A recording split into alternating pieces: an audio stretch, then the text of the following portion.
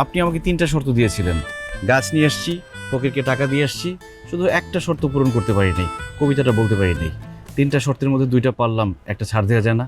না, ছাড় দেওয়া যায় না। আমার সঙ্গে প্রেম করতে হলে আপনার সবগুলো শর্ত মানতে হবে। যদি মানতে পারেন প্রেম করব, আর যদি না মানতে পারেন তাইলে না। বাই। কি রে এমন পাথর হয়ে গেলি কেন? কি কয়? দোস্ত আমার মাথায় একটা বুদ্ধি হয়েছে। মানে আমি কই কি, ওই যে তুই অন্যের কবিতা পড়স দেখে তোর মনে থাকে না, তুই নিজে একটা কবিতা লিখে এলা না? আমি লিখবো কবিতা? আরে মারতো কতক্ষণ।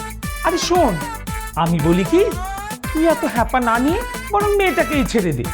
দেখ আজকে তুই নাই বলে সোহান আমাদের সাথে কি বেয়াদবিটাই না করলো। তুই থাকলে কি এত সাহস পেতো বল? আরে সোয়ারের ব্যবস্থা পরে করতে পারবো, আগে আমার সমস্যাটা সমাধান করি। এক কাজ কর, আজকে থেকে সব কাজ বন্ধ।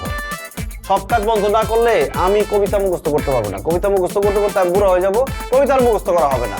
আমার সামনে এরকম ঘুরঘুর করিস না তোরা। তাহলে কি আমরা চলে যাই? না, চলে যাওয়ার দরকার নাই।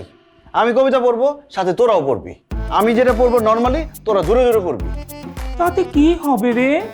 আর আমি পড়বো না, সেটা শুনে তোরা যেটা পড়বি জোরে জোরে, সেটা আমার কানের মধ্যে আসবে, আমার মাথায় সেট হয়ে যাবে, মুখস্থ হয়ে যাবে আমার ইজিলি। তোর এই বুদ্ধি কে দিছে? আমার আব্বা দিচ্ছে।